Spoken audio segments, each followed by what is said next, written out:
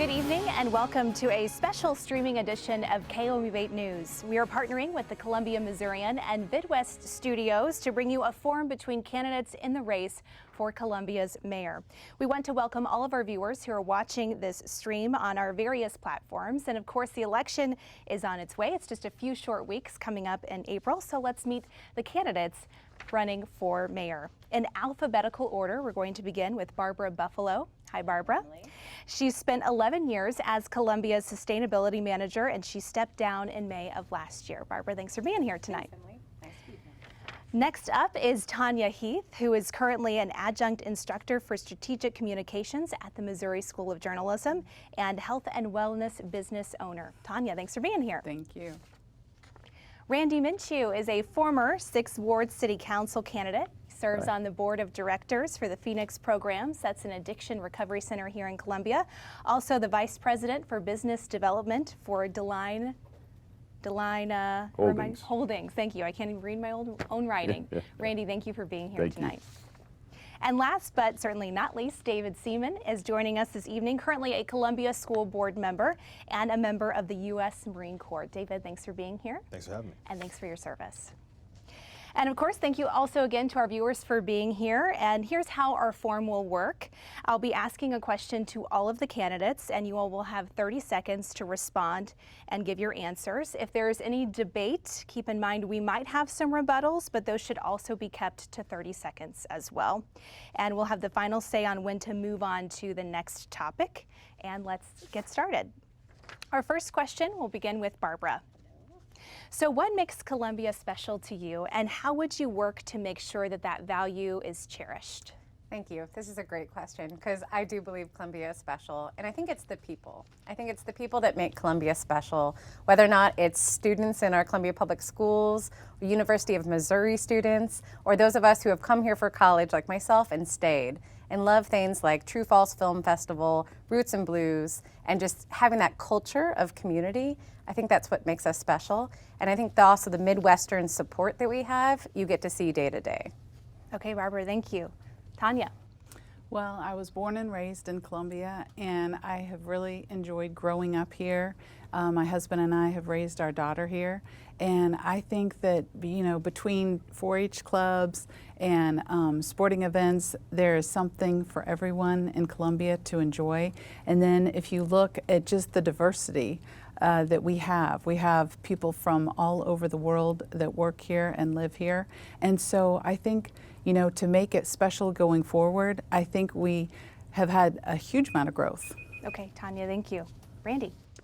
Well, we lived here in 1994. We raised 4 children here of our own. We raised 3 of another family member, so we put 7 kids through Rockbridge.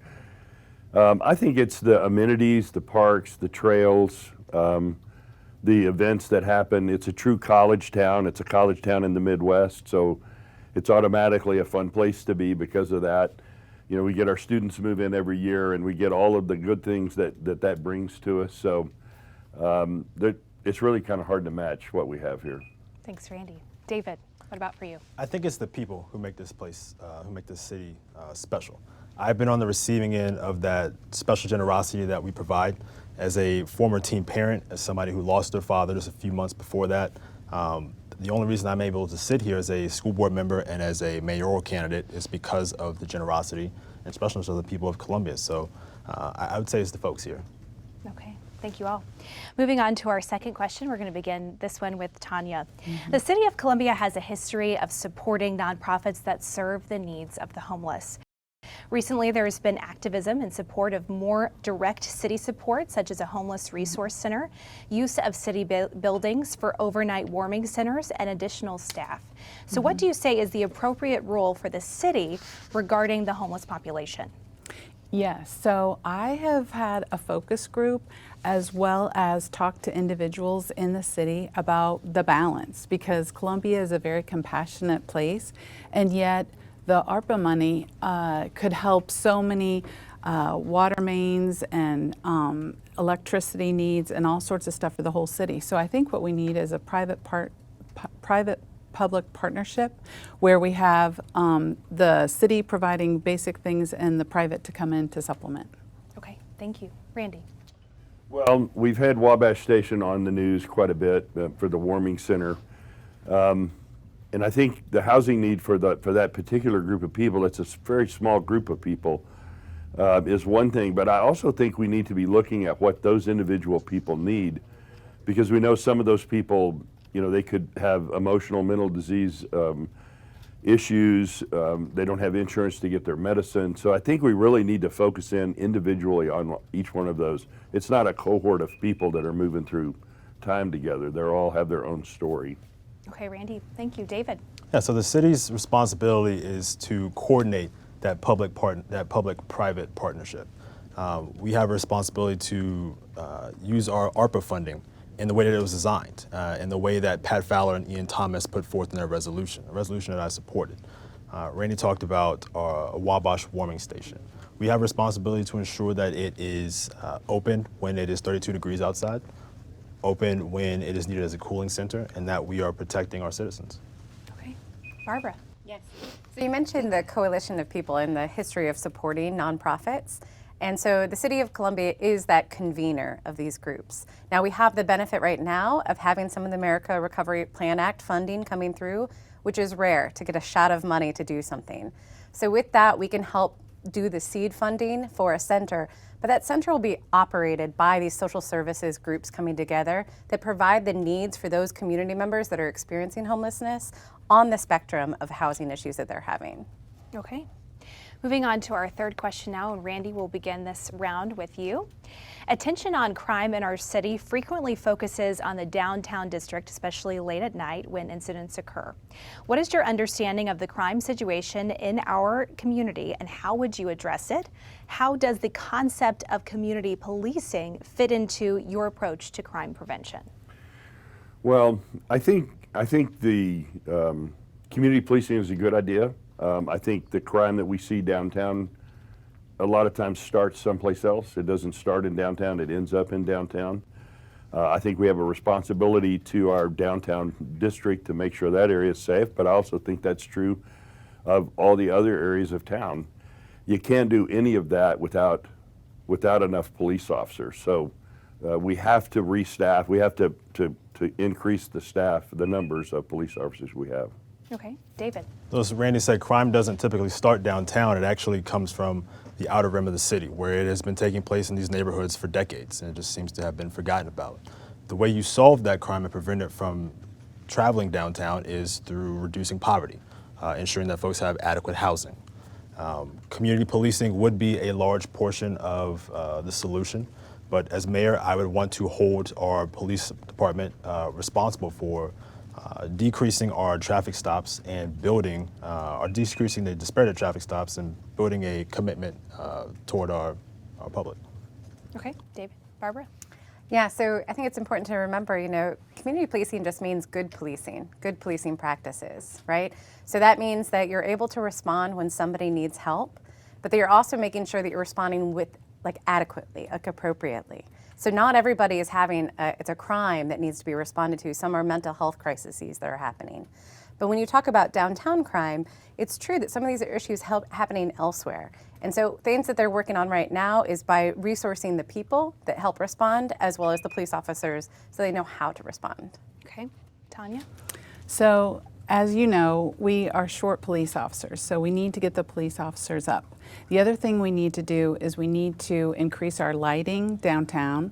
We also need to increase our awareness in the neighborhoods as far as, you know, making sure cars are locked at night, and also we need to make sure that we are doing campaigns against drug use, because a lot of this is stemming from drug use and it spills over into arguments. Okay. Our fourth question, we'll begin with David on this one. Some in our community see zoning rules as promoting growth over preservation of affordable housing and abandonment of downtown. What do you see as the appropriate approach as Columbia continues to grow? Yeah, so as I mentioned in the last comment, affordable housing is going to be key to helping reduce poverty, helping to reduce violent crime. So I think all options should be on the table in increasing our affordable housing stock, whether that is zoning overlays for affordable housing, reducing parking requirements, reducing development fees, and actually going as far as having a conversation on completely eliminating R1 zoning. Okay. Barbara. Yeah, so I talk about this, from my experience at the city. One of the things we thought about was like, well, you don't want to limit growth, because growth is like development, economic development for the town, and we need housing. Obviously, we're in a housing shortage right now, but at the same time, you want to intentionally grow, right? And so you want to think about, where are we putting houses? Where do people need to be? So intentional infill is a theory where you think about those spaces that are in infrastructure existing, so that you're not adding on too much for the way the city has to take care of that, and making sure you're siting it appropriately where people are. Okay. Tanya.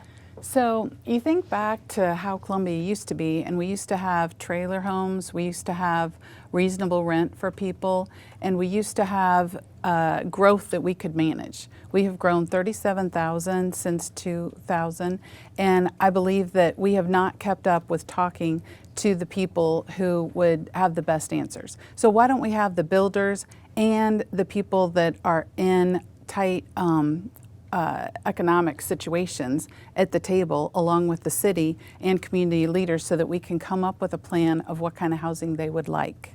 Okay. Randy. When the city put the Unified Development Code into place in 2017, the restriction on housing started, and we see that today. So you'll never get affordable housing when you limit the number of houses that we have. I think the government's role, the city government's role, is to make sure when we see where a neighborhood's going to go, that we make sure we have schools, fire stations, that the roads are right for that. The growth would take care of itself. I think we just need to partner with those developers to make sure that we have enough housing, because right now we have a housing shortage. Sure. Okay, let's talk trash here for a second. Oh my gosh. Barbara, this is going to come back to you here to begin. So many memories. Trash collection seems to be an ongoing issue for our city. It seems like we're unable to come up with a solution that serves and pleases the majority of the folks that live here. So from roll carts to recycling, what would your approach be to combat this issue? Yeah. So I think, right. So I think the history of this, obviously I have the most experience probably sitting up here with this, because I was one of the ones who looked at that data. What is that data telling us? And the whole reason came up because we had 79% employee turnover. We had $350,000 on average in workman's comp, and our recycling was pitifully low, lower than Jefferson City. So we needed a solution. And the staff came to City Council and said, hey, here are some options we could do. And Council decided not to act. And where we are right now in the situation we have is years of inaction. So staff right now is trying to provide a service within the rules that they've been given. And so I think we're going to have to readdress those issues when Mayor going back to Council or staff and saying, what are the options right now? Where are the issues we're experiencing? And what solutions do you have? Because I think it's going to be a hybrid approach where we think about both roll carts as potentially bags, because some situations, some neighborhoods can't do both. Okay. Tanya. So I talked to our neighbors, and I asked them in different neighborhoods what they thought about roll carts versus bags, because they have already voted twice now that they would like bags. And what they said is that they've either come from other cities that had roll carts, and that the roll carts weren't cleaned out, and then that it attracted raccoons and bugs and all sorts of stuff, or it was a problem rolling down the street, or it was a problem in the snow when it was on the street instead of their yard, and all kinds of challenges like that. And so I thought about it, and I thought, why don't we have the inside of Columbia trash bags? And then as we develop on the outside, those could be roll carts only. We could also do 10 extra trash bags for birthdays, holidays, and any other situation parties that people need. We could also look at different neighborhoods if they're insistent that they do a roll cart, and that they could choose to do that. Okay. Randy, what do you think the solution is? So there's an inherent problem with a municipality trying to run utilities, because utilities are like small businesses in a municipality, which the City of Columbia's government is. So there's some inherent problems, and it causes these delays in action. We talked to the trash workers, the solid waste folks on Saturday. They have answers to what they suggested that the city do. They were not heard. So first thing I would do if I become mayor is I would ask that we pause the bag rationing limit 5 bags to each homeowner, and then study the city and see if there's not a hybrid system where you could put roll carts and bags. But the first thing I would do is get rid of the bag mandate. Okay. David. Yeah, so Barbara touched on the history of this issue. So I won't go back into that, but I think the solution has to ensure that we are protecting our sanitation workers and allowing them to unionize, that the new process is efficient, and that it is limiting the amount of trash that is going into our landfill. And I believe in that instance that roll carts are the solution.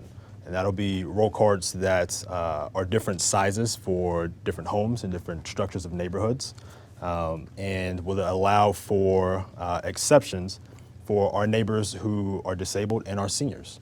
I know that other cities have done this before. We talk a lot about not having to reinvent the wheel. Lawrence, Kansas has been doing this for almost a decade.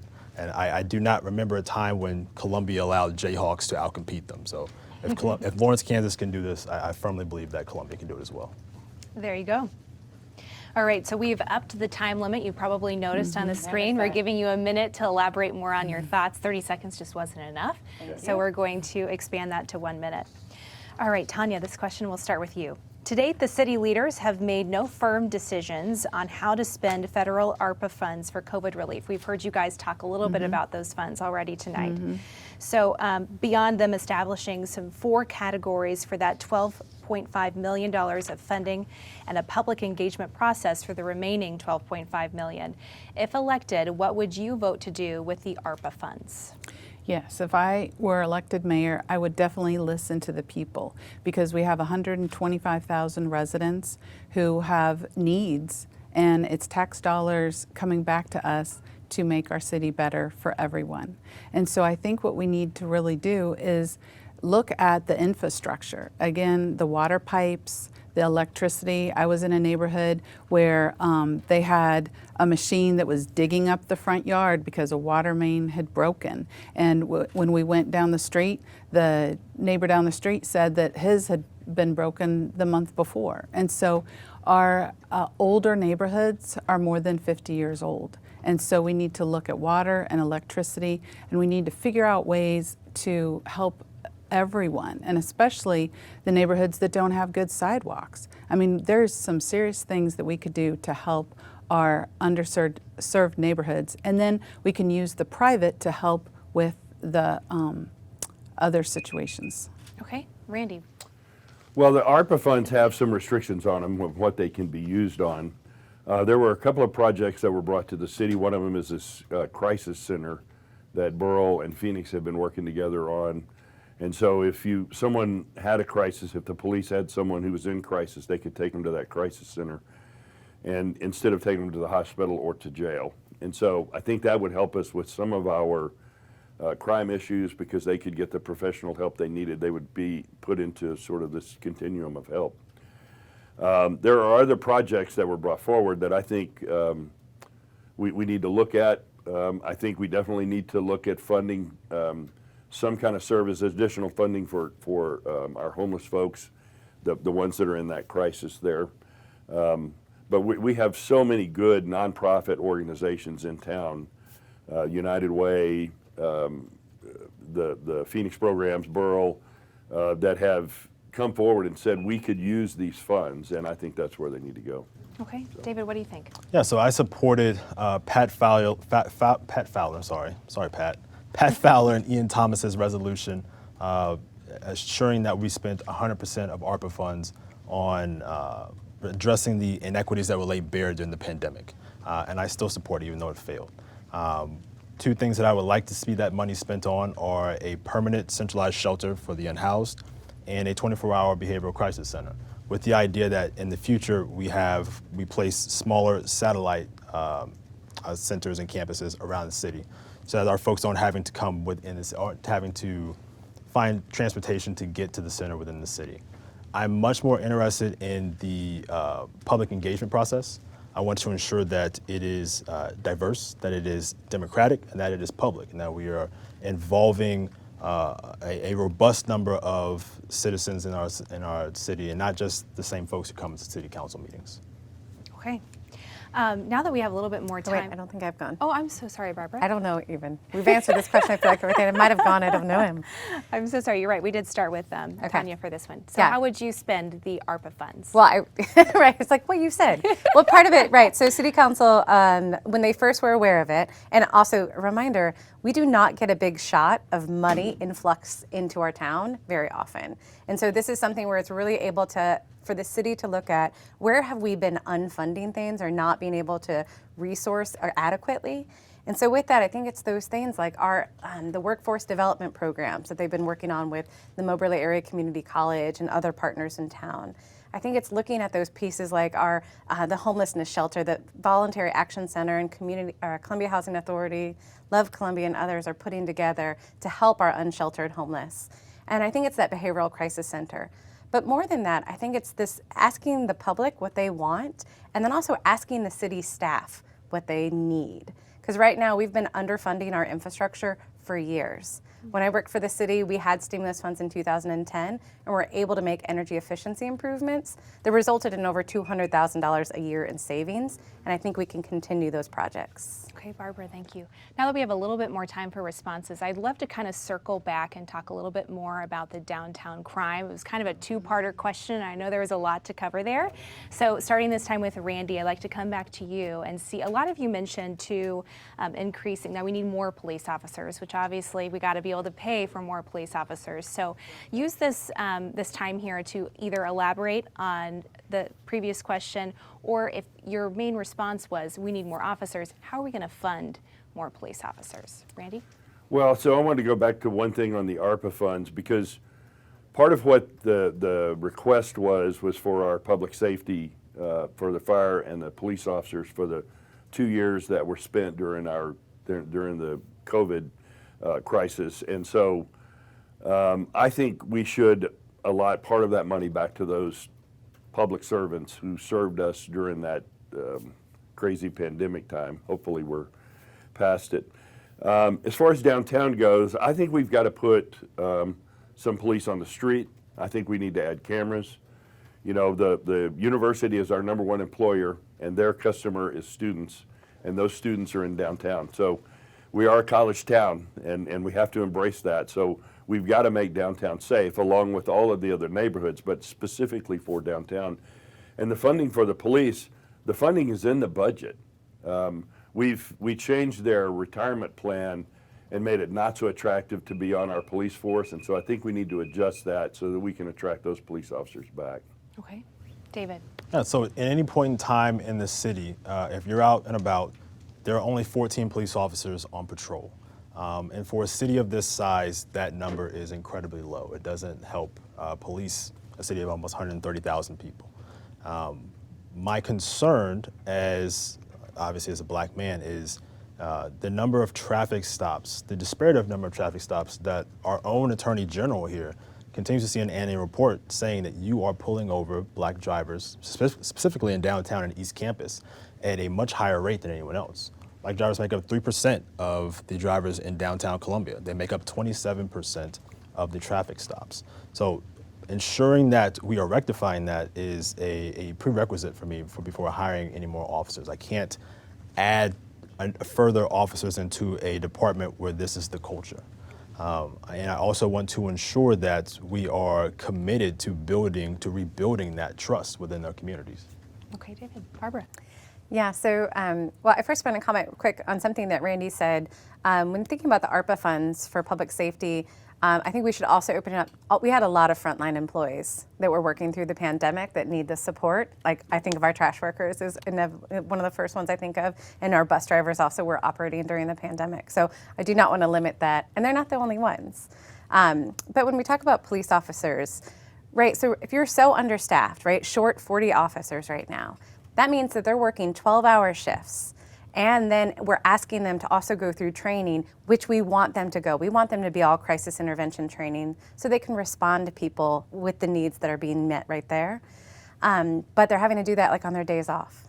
They're having to do that to take away time from their families. So I want to make sure that we're adequately staffing, that we have enough police officers so they're not having to work those long shifts. And I think one of the roles of the mayor is to help with that recruitment and maybe think of how we can grow our own so people can see, a young child can see themselves as a police officer and want to work with the department when they grow up. Okay. Tanya. So yes, we are understaffed with police officers, so we definitely need to continue to recruit and hire and get to full staff. Another thing I would do as mayor is I would look at cities that have 200,000 or greater, and I would find out how they are helping their communities be safe. And so my husband and I were recently in Nashville, and you've heard of, you know, the social workers supplementing the police officers and stuff like that. So we were walking on one of the main streets in Broadway, on Nashville, and there was a person that probably had something, and we don't know if it was a knife or what, but the social worker came up, two of them, and talked to that person for a while. And we asked one of the bouncers, we were like, what happens? And they go, they talk to them, and then they call the police.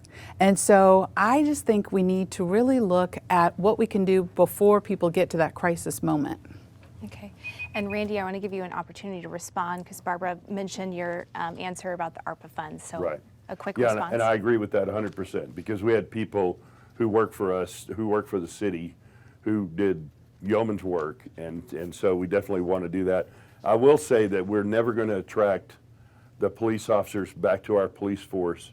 We used to be the police force in the Midwest to work for, and we changed the retirement from 20 to 25 when the 2008 crisis hit with the national funding or economic crisis, and we haven't changed that back. So we've got some structural problems within their retirement plan to make it attractive to get those folks back.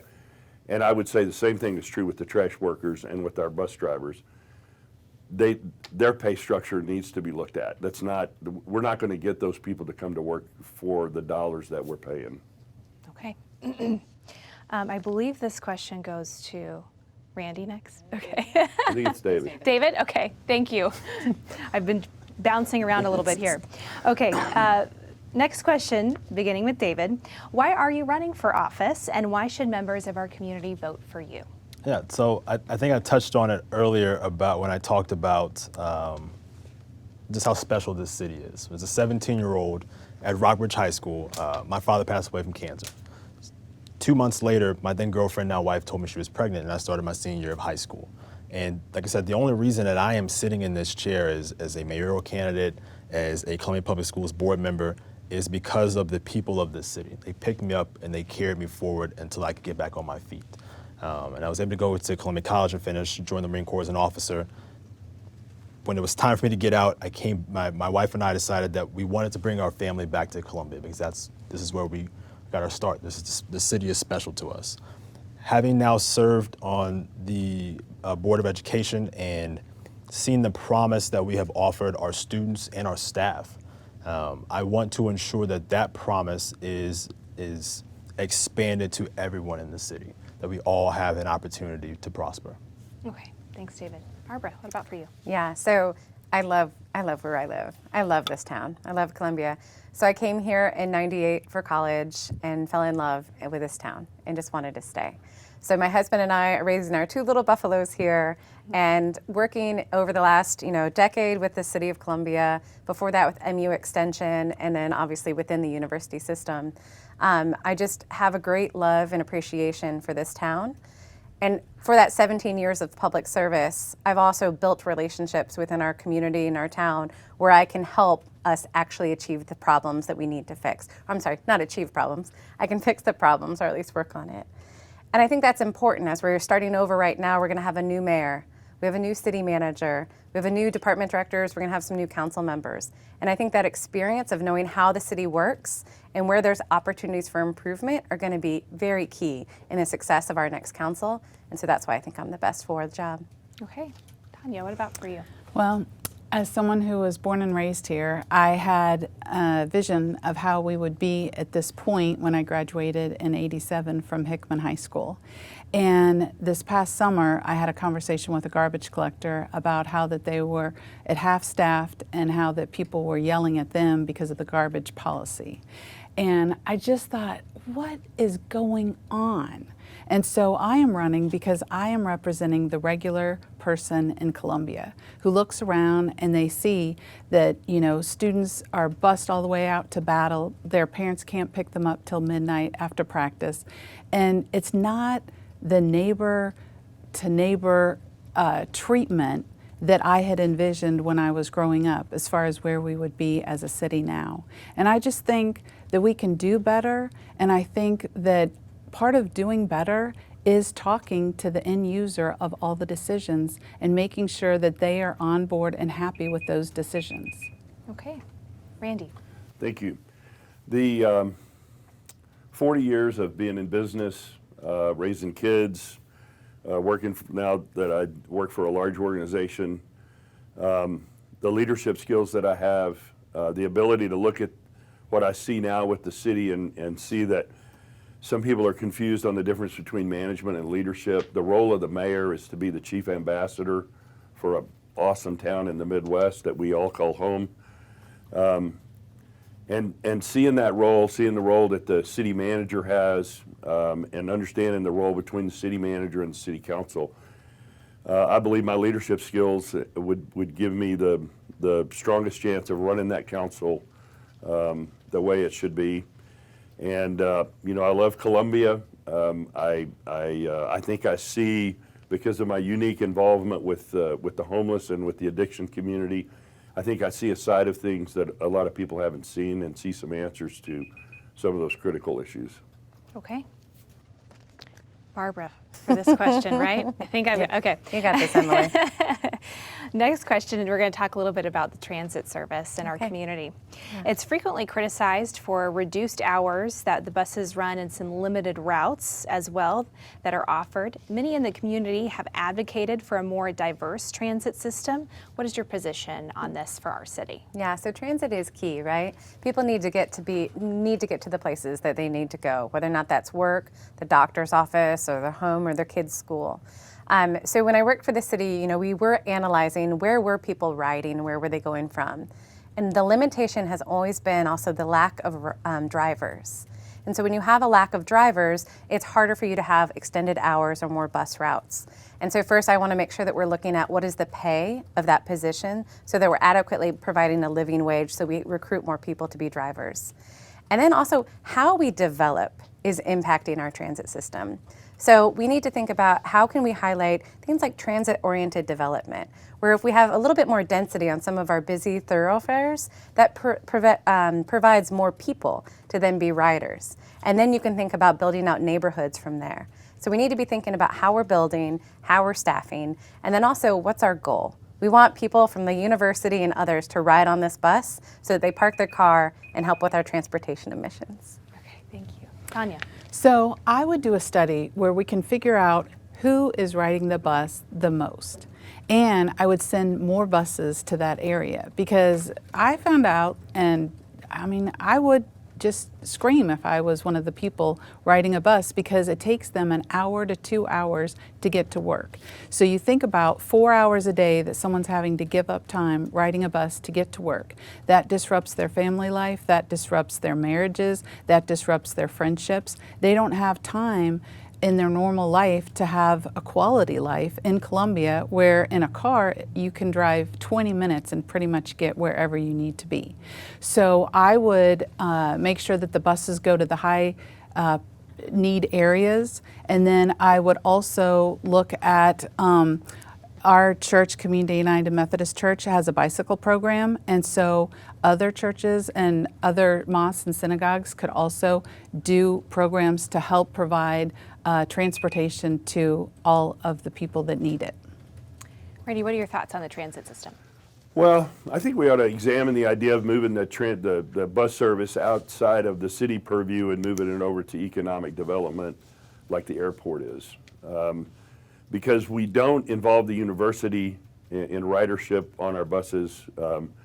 If we had a program where we could, and this was looked at a few years ago and it kind of fell down, I think because the bus system's not under the right, in order for that to work, we'd have to put it in economic development and see it as a benefit to our students. I think the routes that we run right now need to be looked at again. I've talked to people who say you have to walk 30 minutes to get to the bus. So I think we need to look at it more from a value to our community economically, and especially because of students. And then, we put in Swift Meats is building out on Route B. We need to have a bus that goes out to 3M and to Swift. We need to have that system in place. Those are shift workers. That's the perfect people to be riding the bus. David, your thoughts? And so Randy made a great point to start out there, is that we have the airport under the Department of Economic Development because we view our airport as a potential job creator or job attractor. Our transit system currently sits under the Department of Public Works, where we are working on filling our potholes. It shows the priority level of where we believe our transit system is. And as someone who has spent their career in logistics and operations, the way our transit system is built or set up for ridership is troubling. I've ridden the bus a couple times over the last few months, and what we need, one, are shelters at every bus stop. We talk about having folks go to Wabash. Well, you can't even go sit at a bus stop without getting rained on most of the time. We want to ensure that our bus stops are in front of our community resources, all the community resources that we've talked about today, ensuring that the people who are headed there who do not have private transportation have the opportunity to go from one doorstep to the next without having to cross major streets. Okay, thank you. Our next question, we'll start with Tanya. We're going to talk a little bit more about affordable housing, which I know some of you guys have addressed. So we're going to dig a little bit deeper into that. The affordable housing available in our community far outweighs the demand for it here, which is oftentimes seen as a root cause for the homelessness that we're seeing. How would you address that problem? Yes, so I think we should have the people that do the whole thing. Like I said, the builders, we should have real estate people, we should have city people, we should have people that, are on a very tight budget, and we should have them all at the table. Because I think it's one of those things that we could totally solve, but the problem is there's some sort of hesitation about building smaller houses in an area that would allow for people to successfully become a homeowner in a way that would build their family's wealth. And so we can solve this, but we just need to get everybody in the same room and talk about it. Because when we have everybody being able to afford a home and doing well with their family, it makes our community stronger. We all benefit from that. Another thing we could do temporarily is they can refurbish school buses for $22,000. You could have tiny houses. We could also do trailer parks again, just to start out. Thank you. Randy? Would you do me a big favor and ask that question over again? Absolutely. Affordable housing demands far outstrip the availability that we have in our community, which is often seen as a root cause for the homelessness that we're seeing as an issue here. So how would you address this problem, the affordable housing? Well, first of all, I wanted to back up. The idea of moving the bus system outside of the public works and over to economic development is an idea that our friend Maria Orapalo, who's not running anymore, came up with. So I just want to give full credit where that's due, because I think that's a great idea. The housing issue, when I bought my first house, I bought a first-time homebuyer type house, smaller. If you look at our situation right now, we don't have first-time homebuyer houses because the first-time homebuyers are not moving out into their second time. And so the government doesn't necessarily need to solve all of that. It's sort of a natural process that maybe a little less government would help. And so I think we need to go back and look at the Unified Development Code. I think we've got a few things in there that need to be tweaked.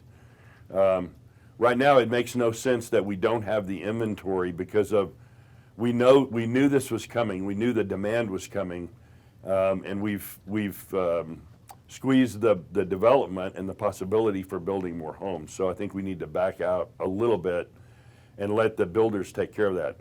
Okay. David, what are your so thoughts? in having conversations with CHA, we need about 400 new affordable housing units to meet demand. If you think about the cost of that, it's about $60 million.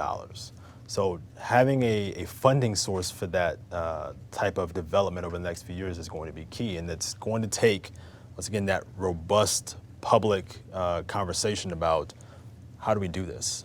There is no real right answer, or there's no answer that everyone's going to agree upon. So once again, we're talking about a priority. What are our priorities in this community?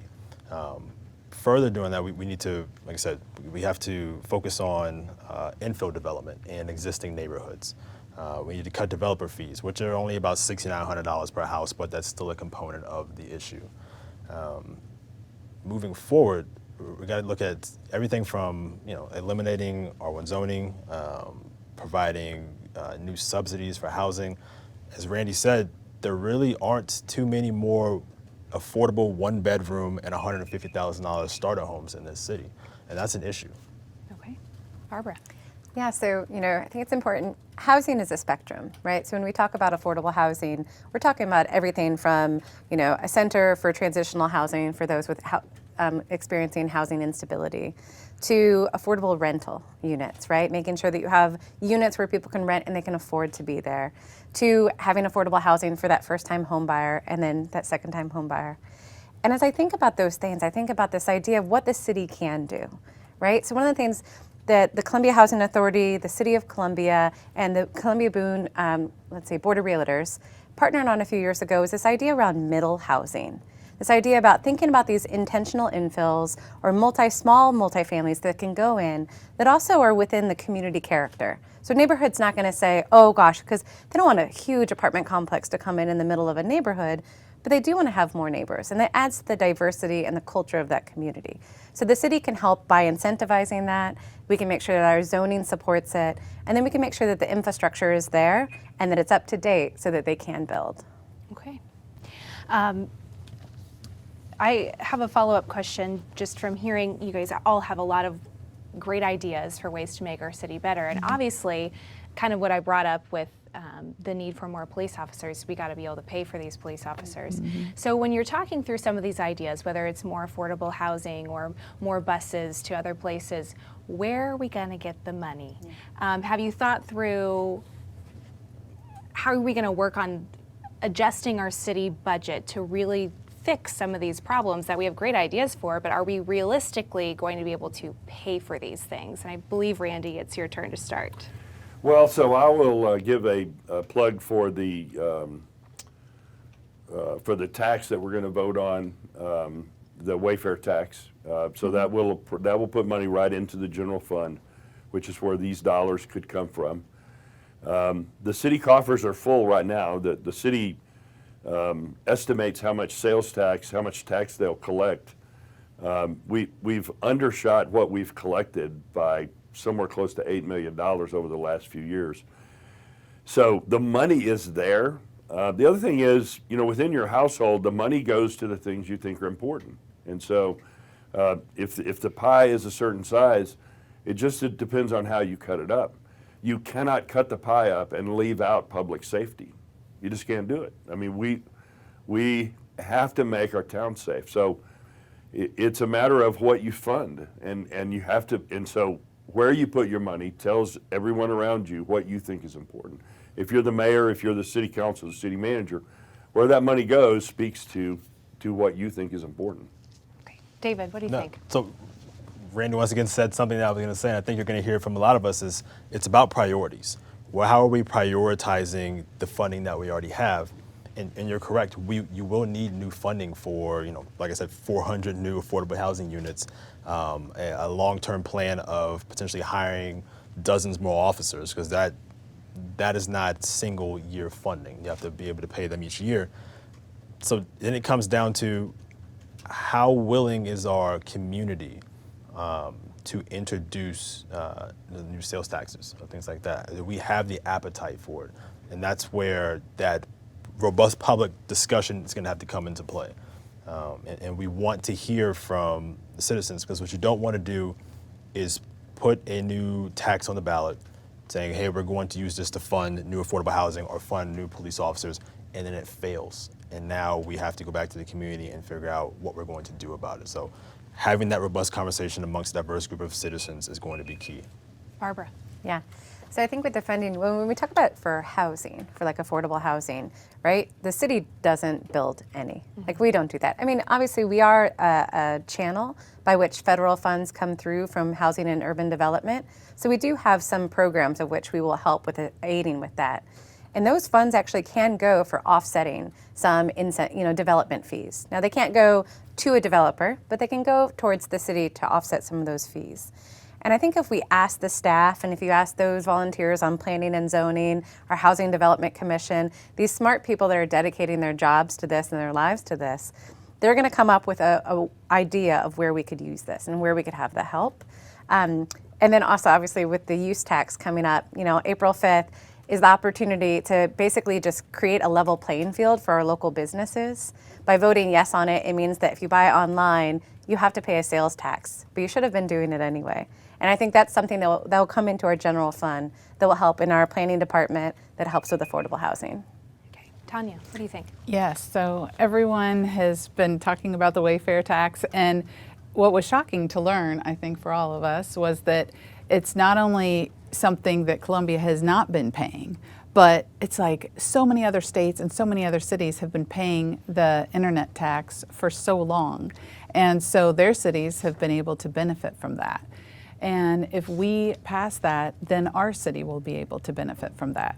I also think that, when you look at a budget, you need to go item by item to just really see if the money's being used the right way. And I would also say that sometimes it's a good idea to talk to the employees and ask them where they think they could save money.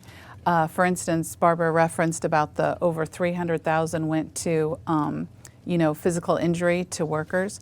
At all the schools, they have physical therapists. And so why couldn't we hire a physical therapist to help with police, trash, bus, everybody that has a physical type of job so that we don't have the workers' comp that we used to have? Okay, thank you. Moving back to our next question here on my list. David, I believe we began this round with you. There were complaints last year about the lack of transparency in the search for a new city manager. How should council keep the public informed when conducting searches for important city positions? And how would you have kept the public informed had you been on the council at the time?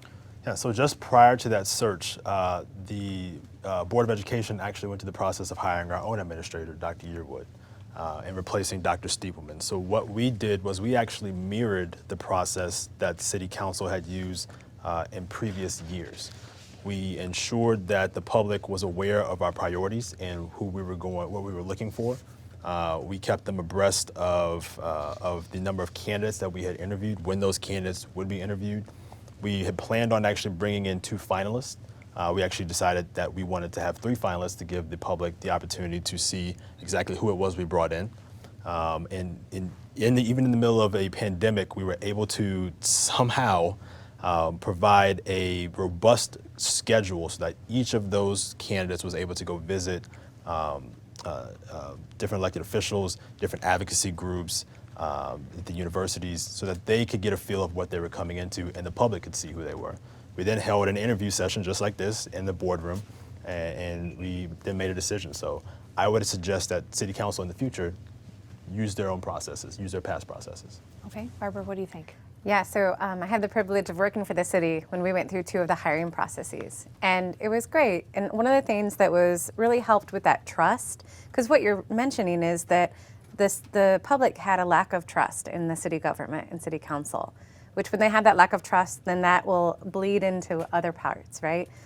So what we used to do, was advertise it, and then we would have the finalists come in and give presentations. But they did more than that. They also met with city department leaders, city staff, so that city staff could give their input to city council on how the working relationship felt.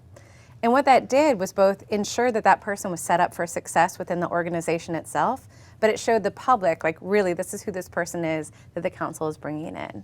And I think what we saw last fall, it was disappointing. I wasn't with the city anymore, so I could only be a Facebook commenter on some of these things. But I think what it did was it set up DeCarlin Seawood on an uphill battle, because now he has to prove that he's worthy of this, which felt like a secret process. Okay, Tanya, what do you think? So I would have talked to the different residents in different parts of the city, and I would have asked them what they are looking for in a city manager. I would also have talked to all the employees in a survey and then in focus groups to get their input as far as who they need as a leader for guiding the future of our city. And then I would have talked to business leaders, and I would have talked to our nonprofits, and I would have said, okay, here are the challenges coming up and what type of city manager do we need. And then I would have brought the person in, like we've pretty much said, brought several people in and had them interviewed. And so we could stream it, we could have them, live, all sorts of stuff. And I just think that I agree with Barbara that, the way that they did it, it made everybody instantly unsure. And there's so much that he is going to be good at doing. And I just wish him the best, and I wish we would do a better job, for him and others in the future. Okay, thank you. Randy, your thoughts? Well, having had an opportunity to visit with Mr. Seawood, I think he's the right choice. I think from a philosophical standpoint, having worked in private industry, I've never worked for a city, I've never been on city government, I have a different view of this. If the city government ever assumes that the public should trust them, we're off on the wrong foot. There's a mandate to transparency. You should never say, "Oh, I'm surprised that the citizens didn't trust us while we did this in secret." I mean, I don't understand why anybody would be surprised for that. I don't think the city should have told us who they were interviewing, but that they were in the process or how many people were in the process. I think we absolutely deserve to know that. So you just have to make a vow of transparency. If you're a city government, you have to be transparent. Okay, Randy, thank you. Next question, this is something that, David, you had brought up a little bit on earlier, going to expand on this. We're talking about the disparity in police stops here in Colombia, and also the use of no-knock warrants for searching homes. What is your position on these two practices that are seen as targeting Black members of our community? And Barbara, we'll begin with you. Yeah, so the racial disparities in police stops is something that obviously is not unique to Colombia, but Colombia can respond adequately for what we need to do here. So right now, I know that our police officers are going through training is adequate so that they can make sure that they are, I was going to say even before they go through training, our hiring practices, making sure that we're really robustly evaluating people that are applying to be on the police department so that we're keeping out some of those biases that are creating these disparities in our numbers. That's going to be key. And I think part of that is the recruitment, right? How are we doing the recruitment to then do the hiring processes? The other thing is holding accountable. For the longest time, we had some of those reports coming out, but we weren't necessarily getting the data. We were not having council discussion with it. It was just something that was going to the state, and we weren't really talking about. And then I think supporting then the good officers, like those who are responding adequately and in our values of our community policing, and celebrating those as the model of what we want to see in community policing. Okay. Tanya, what do you think? Okay.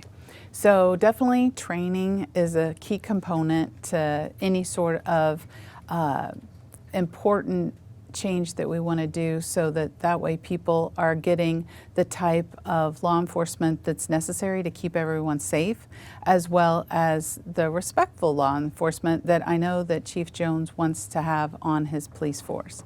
I also have heard, though, that the officers are working 12-hour shifts. And so if you think about how exhausted they are and how they've got all this equipment on them, and then they're having to go to the trainings, I think, like squeezing them in and stuff like that. I think we need to have a better system for how they are trained and when they are trained, and that way they can absorb the information, and then in real time, when their adrenaline is going, they will be able to make the right decisions. And as far as the no-knock warrant thing, I think that is tough, because if drugs are involved, it's really hard.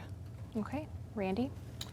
So I think one of the things that happens in Colombia is we read things in the media. They put out things about no-knock warrants and things that happen in bigger cities or other towns.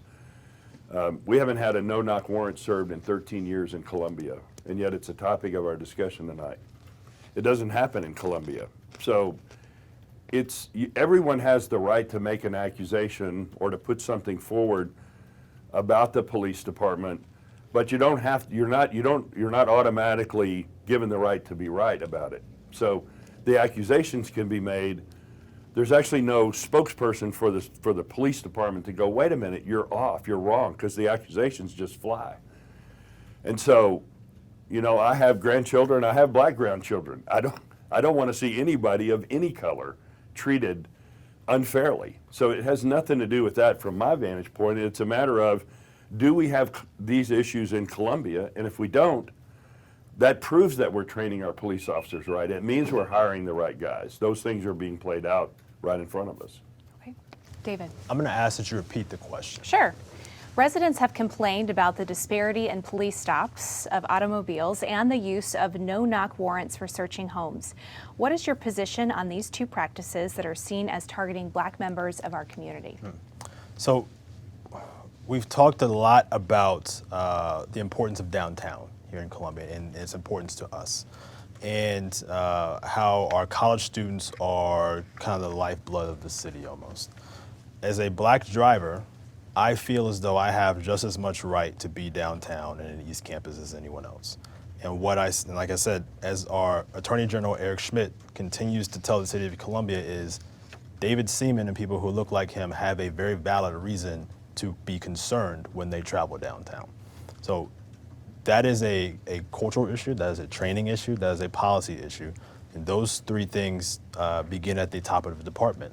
I would be incredibly willing to work with Chief Jones and DeCarlin Seawood and anyone else to try to help solve those issues. I can't verify the information that Randy mentioned about no-knock warrants, so I'm just going to make a general statement in that in a country that prides itself on having a Second Amendment right, no-knock warrants seem to fly in the face of that and put officers and civilians in danger. Okay. We have reached just beyond the 5-minute point left in tonight's forum. So to kind of round out the evening, I would love to give you guys just a chance to speak about what you hope voters walk away with tonight when it comes to giving you their vote. And if we can reset the clock to 30 seconds, because we don't have time for you each to give a full minute response. So if you could give me a 30-second response to why, what you hope voters take away about your platform. Yes, so my name is Tanya Heath, heathfrommayor.com, and I would say that as someone who has friends in every neighborhood, I think our standard for Columbia is that any one of us would be happy to live in any neighborhood, and that's the vision that I have going forward. We need to put everybody at the same table and talk about how we can make it the best city for everyone. And I would also like to say that I represent the regular person, and people vote, not money. Okay. Randy. Well, you can find out more about me at MinshewForMayor.com. I think what I bring to the table is common sense. I think I bring, 64 years of wisdom that's been gained over beating my head against the wall on certain things. My pledge is to make it a safer, stronger Columbia. I think we've got to increase our police department. We need to make sure we've got enough fire stations to go in the new neighborhoods that we've got. We've got to increase the number of firefighters to man those stations. And then we need to restructure. We need to look at the way city council leads as opposed to manages. Okay. Thank you. David. So my name's David Seaman. You can find more information about me at SeamanForMayor.com and on Facebook at David Seaman. I hope that you would look at me as someone who has very real governing experience over the last 2 years throughout a challenging, once-in-a-century pandemic, and as someone who has been in a system of government that very clearly mirrors that of our city council and manager roles. Okay, thanks, David. Barbara. Thanks, Emily. So Barbara, Buffalo. I feel like I should say BuffaloForMayor.com, just so everyone else has. I hope that they will choose me because I have the experience to do the job. Working in city government for the last 11 years, I've had the opportunity to work with all departments at the city, as well as our community partners and regional partners. And having that knowledge and also the relationships and the personality and sense of the set of skills that I have will help us be unified in a government that is working for the people and has a clear vision for the future. Okay, Barbara, thank you. Barbara, Tanya, Randy, David, thank you so much for your time. Thanks, it was lovely Emily. spending an hour. You can take a deep breath. Right. We made it through an hour answering all of our questions, and we really appreciate it. We'll have another forum for all of you folks listening in coming up on Thursday at 7, where we'll talk to the City Council candidates, also that you'll see on your ballot in April. So on behalf of KOMU 8 News, the Columbia, Missourian, and Vidwest studios, and we thank you all for joining us, and we'll see you on KOMU 8 News tonight at 10, or you can check our website, komu.com. Thank you so much for joining us. Have a great evening.